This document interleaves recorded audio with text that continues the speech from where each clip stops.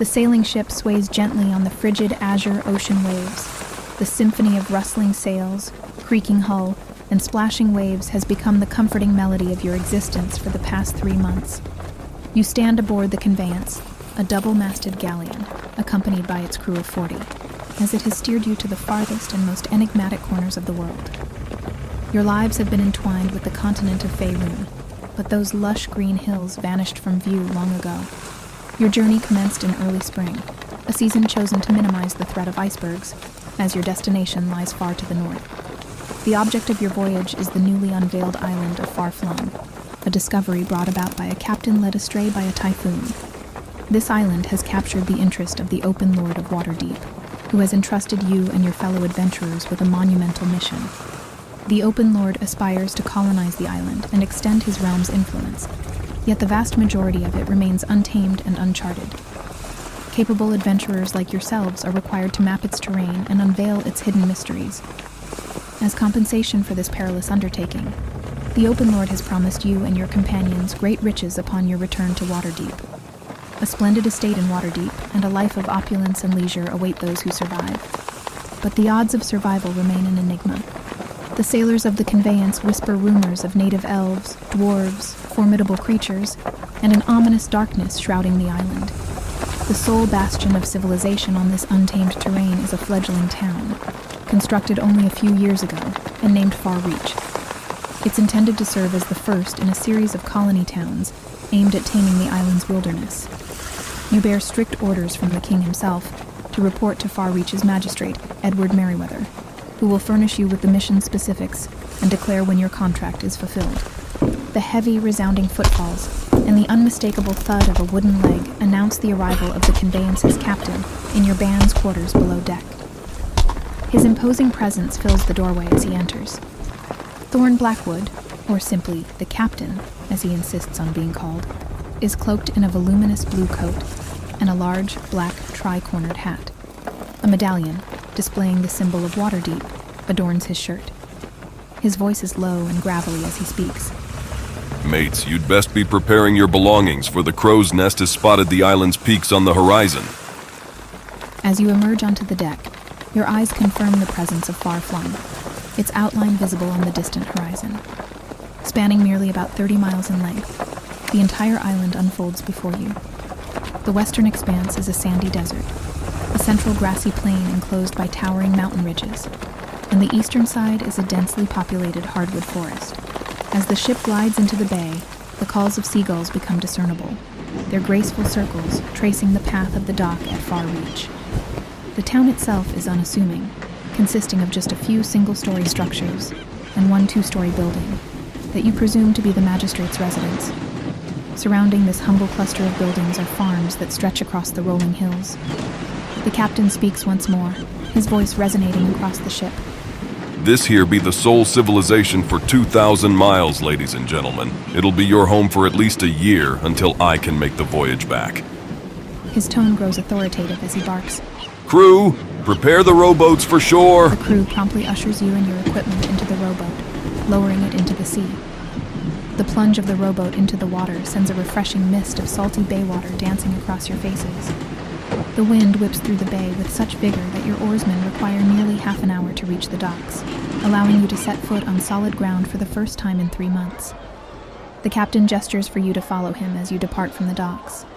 Having grown accustomed to the maritime scents during your voyage, the unique fragrances of Far Reach now assail your senses. The earthy aroma of freshly tilled soil drifts over you from the numerous farm plots dotting the town's landscape. The inviting scent of baking bread emanates from a chimney, and the unmistakable musk of horses reaches you from a small stable nearby. As you advance into town, the cacophony of activity intensifies. Merchants vociferously peddle their wares.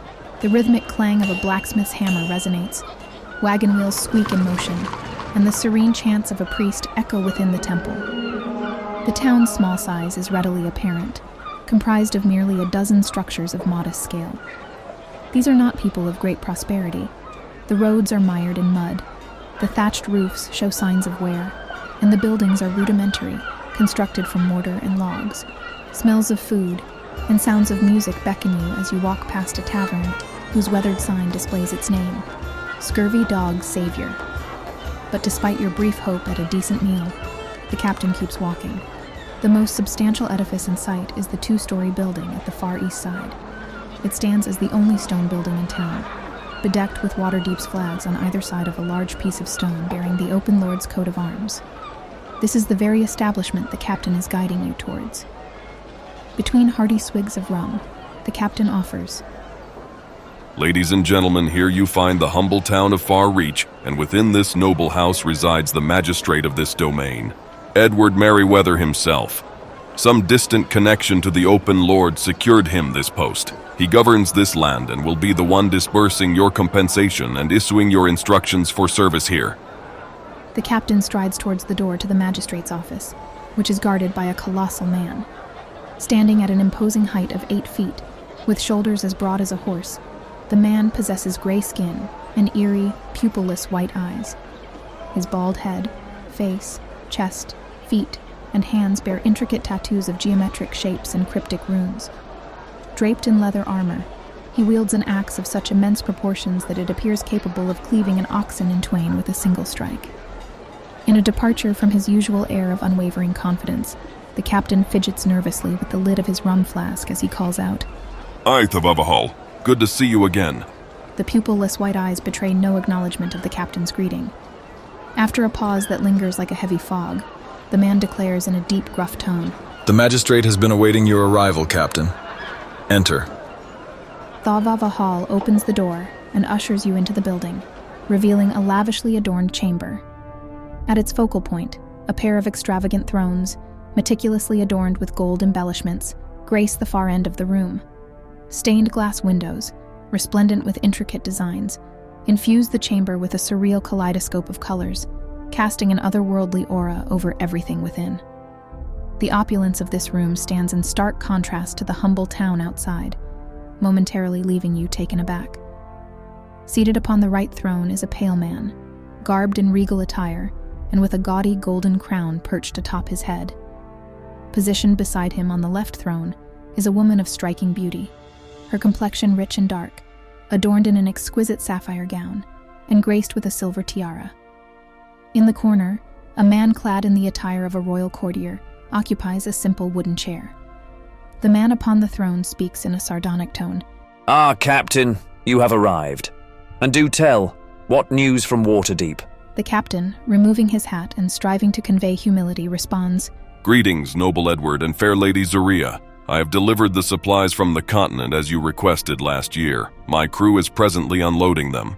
But more intriguingly, the Open Lord, in his wisdom, has dispatched to you a new exploration company, given that the last one mysteriously vanished last year. Edward offers a sly smile.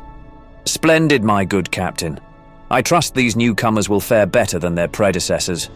You may take your leave now, and Dexter will provide you with your payment for the voyage. The courtier, Dexter, promptly rises, bows to Edward, and escorts the captain out of the room.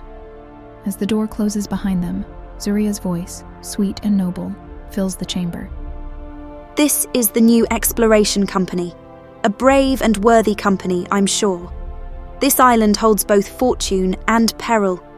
It grieved me deeply when our last group of explorers were lost. I hope you are prepared for the mission that lies before you, and that you escape their fate. I do want to get to know you.